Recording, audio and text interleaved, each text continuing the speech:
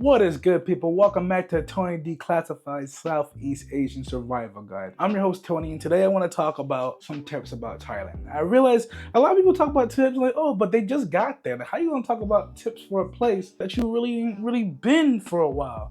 So now I've been here for 6 months. I feel like I got a good look at the landscape here, and I feel like I can give some solid tips of how to actually live, what's gonna actually happen. So let's just get right to it. Tip number one, beware of dual pricing. Yes, it is a thing. If you're a foreigner, you look like a foreigner, you don't have any Thai friends or any Thai girlfriends, anything like that.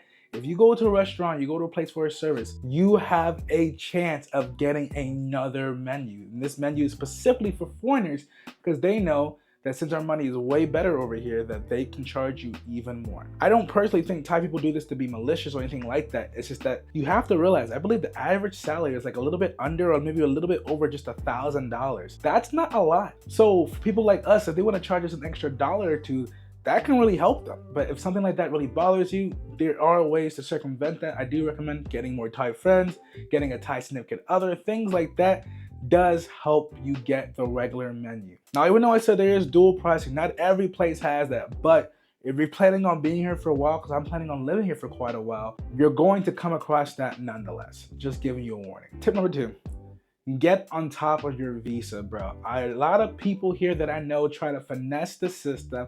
Oh, I'm gonna get to it soon. I'm gonna do this and blah, blah, blah. Don't. It's better to make it all work early on instead of trying to grab all these pieces and try to make something work last minute. Because the last thing you want to do is to get fined or even worse, even get deported because of your negligence. Tip number three, people need to realize when you come to Thailand or even another country, do not push your cultural norms onto other people. Now, you might feel like you deserve to be treated a certain way because something happened, or you should do this, or if you're American, I love to sue this and do that. That doesn't exist over here. You have to respect the culture. You have to respect the laws they have here. And I'm telling you right now, if you're somebody who likes to like get a little rough or get in a fight, and you're in a situation when it's you versus a Thai person, I'm telling you right now, they're probably going to side with the Thai person. It just is what it is. It's better just to take yourself, decompose, walk away from the situation and be like, okay, let me try to go about this the correct way. Last thing you want is you getting arrested or you getting deported or something else because some stupid incident happened. Fun fact, actually, since I've been here in 6 months, never been stopped by the cops, not even once. Take that, America. Tip number four. Now, this one is my personal favorite, honestly. When you're in Thailand, I personally believe that you should live the life that you want. Let me tell you what I mean by that. You'll meet a lot of expats that just be like, yo, man, you gotta do this with the BTS, you gotta do this with the bike, you gotta finesse this, you gotta do this. This is how you really live in Thailand. That's how you do this, that's how you do that. I don't live that way, okay? For example, me personally, I don't like bikes. I've actually never taken a bike, nor will I ever take a bike. A lot of people here are like, oh man, I can't believe you're gonna take a car everywhere. It's so much slower, it's so much more expensive. That's for you. People who don't know, I'm from Philadelphia. I've had nights when I'm just trying to get home from the crib and paid over $120 just for a few mile ride just to get home. The most I've ever paid here to get home in a car has been around $6. I get that you want to live this life, live the experience and all that stuff, but at the end of the day, it's your life. If you want to do something your way, you should be allowed to. I'm all about just living in your means. To be honest, even though I got a decent place, I got all this stuff, like I'm not living on a crazy salary. I don't make 6 figures, you know? But knowing that where we are, where we live, the landscape, the cost of money, I can still afford these nice things just living here. And I think people here are just misunderstanding it. They're always trying to get you, get the biggest bang for your buck, get the biggest bang for your buck. No, I believe get what you want and a value that you can accept. If you're cool with just spending $2 to $3 a day on a car ride, then you can take a car ride. You don't have to convince yourself like, oh man, I should take a bike because it's $2 less, or I should take the BTS because it's like less than $1, you know? And I just mean this mostly from a financial point. Now, if you love doing these things, you love taking your bikes, you love taking your BTS, because me personally, I like taking the BTS when I'm going to class or something like that because it's just a little bit faster just in case I'm running a little bit late. But honestly, I'm nobody who's really in a rush most of the time. I work from my phone, so for me, I'm like, oh, there's traffic.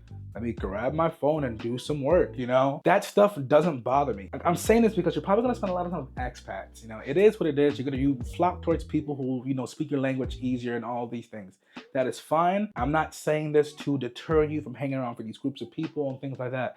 But I'm just saying this, your lifestyle, your money situation, your preferences, your wants, your needs are way different than the person next to you. Just because somebody wants to backpack through Thailand, doing it the cheapest way, doing the most local things, doing A, B, and C, does not mean you have to do it. Now, I'm not saying you shouldn't step outside your comfort zone. I mean, for me, on my birthday, I was eating spiders and alligators and things like that. I never thought I would ever try. That stuff was fun. That's stuff I wanted to do. At the same time, I don't care about saving $2 extra for taking a bike because I just don't like bikes, you know? And that's just my personal opinion. You'll see people who disagree, but that's them. This is me. I'm just saying. Bonus tip. Oh yeah, you thought I was gonna give you one. Bonus tip. Personally, I never really used these apps before as much in the US, but especially if you're solo traveling like me in another country and you just do not know where to start, where to go, who to talk to, I'm gonna recommend two things here. Facebook and Meetup. Facebook is great because you can use it for communities, you can use it for buying a condo, which I bought mines with, like little things like that. You're gonna need Facebook. I'm not saying you're gonna use it every day, but if you don't know where to start, what to do, because when I came here, I was just a blank slate. I could do whatever I want. I recommend Facebook. And on top of that, I recommend Meetup. I'm in the Philadelphia area, so Meetup was kind of okay, popular, but here I think it's 10 times more popular. From like archery groups to laser tag to pickleball to Catan tournaments, like literally anything you want to do, you can find on the Meetup app. And I feel as though, honestly, as long as you're willing to go to these places and actually have legit conversations and actually talk to people, you can find a solid group pretty quickly. I think I only went to around 3 to 4 Meetup groups until I started hanging around with more of the same people a little over and over again and kind of found like a decent group. And I still go to them because they're still pretty fun. As long as you're open and you're chill, like it's really easy to meet friends and other people here in Thailand. And these are my tips that you should think about if you want to come here, whether you're moving, whether you're traveling to Thailand, just things to think about. Since this is the first video of my channel, I don't know how the format is going to be yet. This is my first time kind of doing this in this style. Tell me what you liked, tell me what you didn't like, tell me what I should have added, tell me if you agree, tell me if you disagree. I plan on making videos at least once a week, shorts around once every other day. So please hit that subscribe bell, all that fun stuff if you want to see more. Because honestly, I'm really excited what this page is going to be. There's a lot of people who do a lot of Thailand stuff that I was following before. And a lot of them are just like, no offense to them, are just kind of living that older lifestyle. They're retired, so they don't really do the same things as me. And that kind of deters me a little bit. So I think to myself, since no one's really making that content I kind of want, I guess I got to make that content I want now. Hopefully I'll see you guys next time. Catch you guys later.